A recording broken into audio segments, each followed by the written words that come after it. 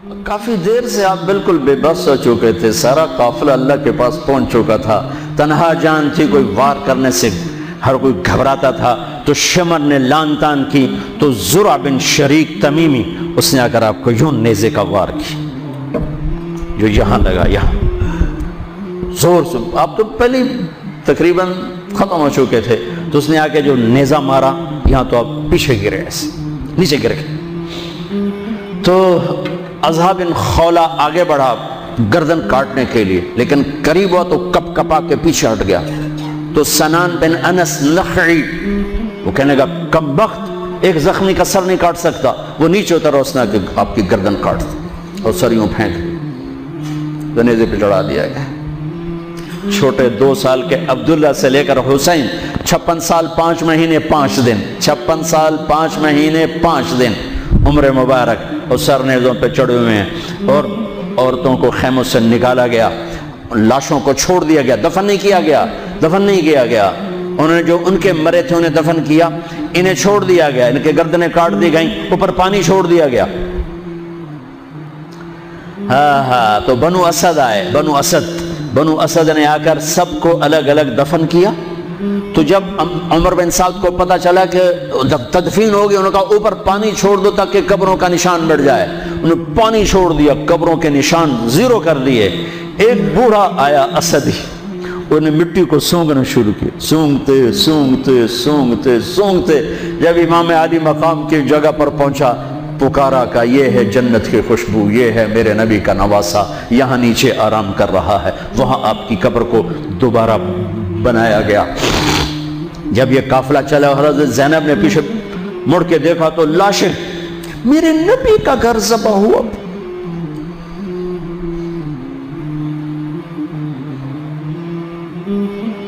نبی کا گھر، میرے نبی کے لاڈلوں کی نسل۔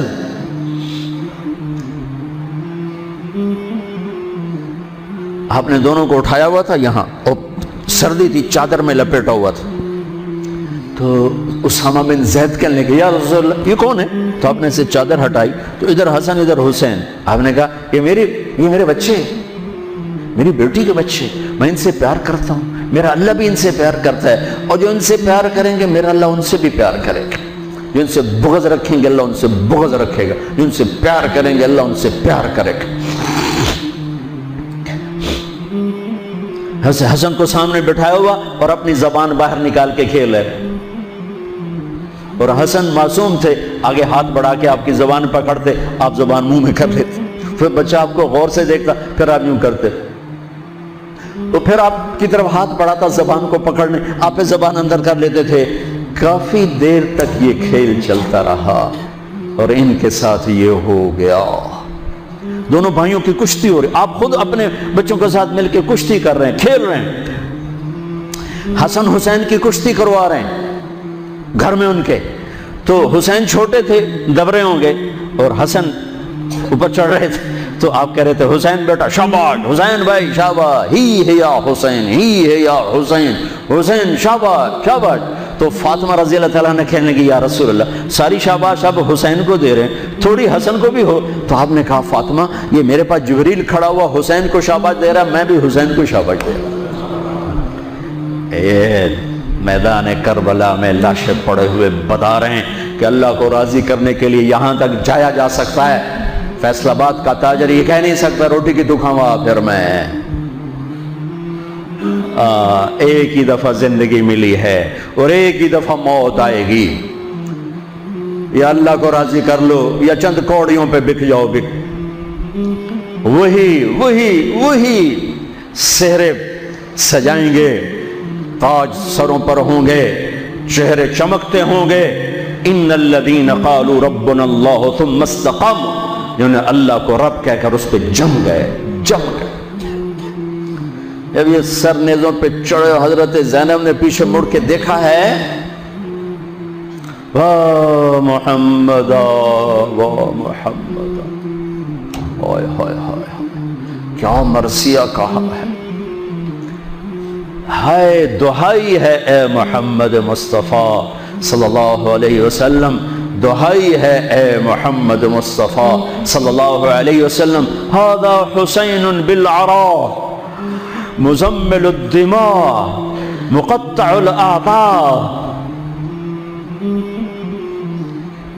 ذریتک مقتلہ بناتک سبایا تصفی علیہ الریاح۔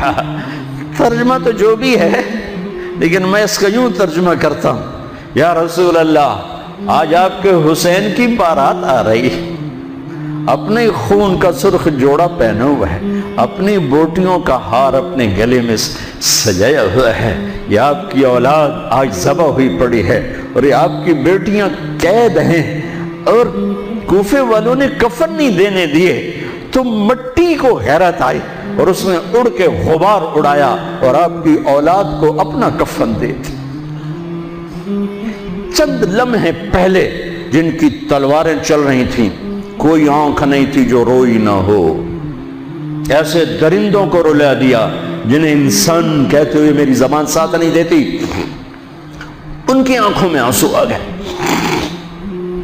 میرے بھائیوں، میں تو قصے کا مقصود بتا رہا ہوں، قصہ تو کبھی بھی سنانا میری ہمت نہیں ہوئی، میرے بس میں نہیں رہا، میرے بس میں نہیں ہوا، نہ شاید آئندہ کبھی ہو، لیکن پیغام ہے میرے نبی کی اولاد کا، اور یہ ایک کربلا نہیں ہے، لاکھوں ہزاروں کربلائیں ہیں، چھوٹی ہیں، یہ بہت بڑی ہے۔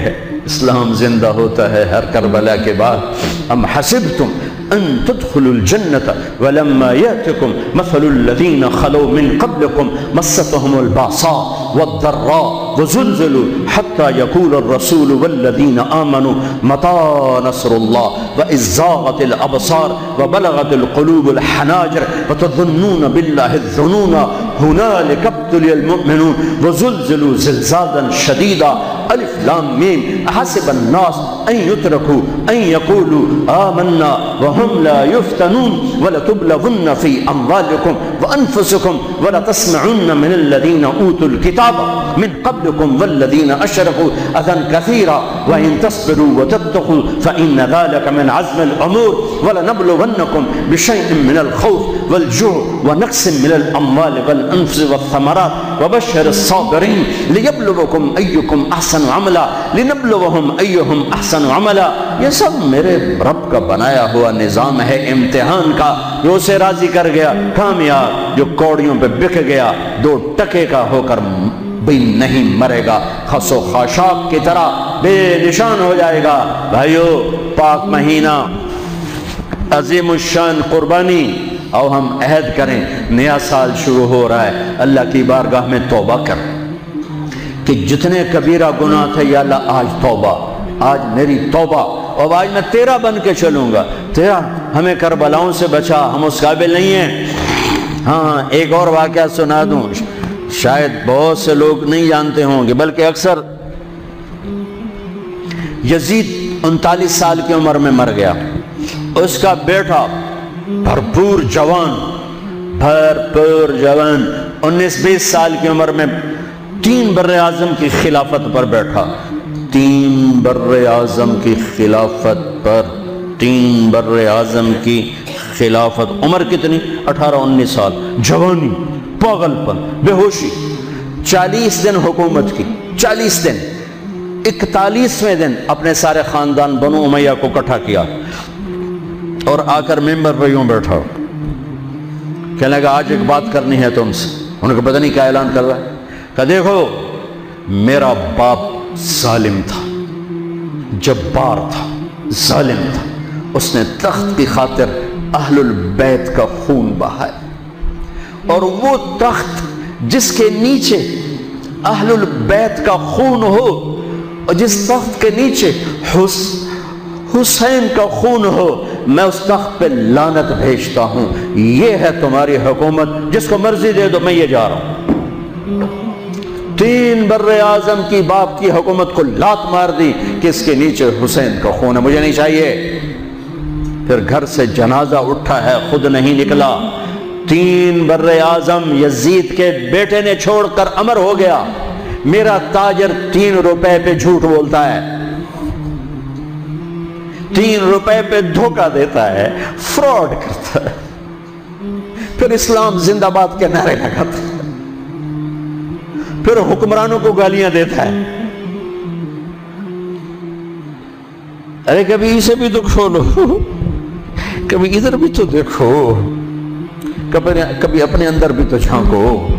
تجھے کیوں فکر ہے اے گل دلے صد چاک بلبل کی، تو اپنے پیرہن کے چاک تو پہلے رفو کر لے. فلاں ایسا، نواز شریف ایسا، بھٹو ایسا، زرداری ایسا، چودھری ایسے، تو میں کیسا ہوں؟ کبھی اس کو بھی آئینے میں کھڑے ہو کر دیکھو کہ میں کیسا ہوں. پہلے میں تو انسان بنوں. میری زبان سے تو جھوٹ سے توبہ ہو، غیبت سے توبہ کروں، فراڈ سے توبہ کروں، خیانت سے توبہ کروں، بددیانتی سے توبہ کروں. تو بھائیو، محرم ایک پیغام ہے، کربلا ایک پیغام ہے کہ جو اللہ کو راضی کرنے کے لیے سولیوں پہ چڑھ گئے وہی کامیاب ہیں. انہوں نے سہرے باندھے ہیں. تو اللہ سے عافیت مانگو، سلامتی مانگو، سہولت مانگو. ہم اس قابل نہیں ہیں، ہم اس قابل نہیں ہیں. ہاں، ہم سب مل کر آج توبہ کریں اور اپنے اللہ کو راضی کرنے کی نیت کریں. ٹھیک ہے نا؟ نیت کرتے ہو نا سارے؟ تو کہو میرے ساتھ، یا اللہ میری توبہ. پھر کہو یا اللہ میری توبہ. پھر کہو یا اللہ میری توبہ. اللہ میری آپ کی توبہ قبول کرے. نیا سال شروع ہوا ہے، جس سے لڑے ہو معاف کر دو، جس نے زیادتی کی ہے معاف کر دو. تم نے زیادتی کی ہے، معافی مانگ لو، صلح کر لو. گھر میں لڑائی ہے، بیوی سے ہے، بھائی سے ہے، رشتہ داروں سے ہے، کسی پارٹنر سے ہے، کسی دوست سے ہے، اس پر اللہ پہ ڈال کے معاف کر دو. اللہ پہ ڈال کے معاف کر دو تو میرا اللہ معاف کرنے والوں کو پسند فرماتا ہے، معاف کرتا ہے. اور نئے سال سے 3 چیزیں اپنی زندگی سے نکال کر 3 داخل کروں گا. میں آج کے بعد ہمیشہ سچ بولوں گا، جھوٹ نہیں بولوں گا. دیانتداری سے کام کروں گا، دھوکہ نہیں دوں گا. عدل و انصاف سے کام لوں گا، ظلم نہیں کروں گا. 3 چھوڑوں گا، 3 کروں گا. عدل کروں. عدل سے مراد یہ نہیں کہ میں عدالت کی کرسی پہ بیٹھوں. ہر وقت آدمی ظلم اور عدل کے درمیان چل رہا ہے. غلط چیز بیچنا ظلم ہے، صحیح بیچنا عدل ہے.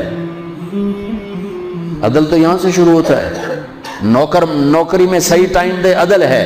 ڈنڈی مارے، ظلم ہے. میں عدل کروں گا، ظلم نہیں کروں گا. میں سچ بولوں گا، جھوٹ نہیں بولوں گا. میں دیانتداری سے زندگی گزاروں گا، کسی کو دھوکہ نہیں دوں گا. یہ میری بیس ہے. نماز فرض ہے. اب آئندہ میرا سجدہ، اگر کربلا میں سجدہ دیا جا سکتا ہے تو فیصل آباد میں کیوں نہیں دیا جا سکتا؟ تو بھائیو، جب اللہ موقع دے تبلیغ میں وقت لگانا، اس سے آپ کو بہت فائدہ ہوگا. رائمنڈ کا اجتماع بھی قریب ہے. فیصل آباد والوں کا دوسرا اجتماع ہے، اس سے 4 مہینے چلے کے ارادے کرو گے، انشاءاللہ اللہ آپ کو بہت پڑھائے گا. اللہ تعالیٰ ہمارا یہ نیا سال خیر والا بنائے، برکت والا بنائے، عافیت والا بنائے. سنت اللہ.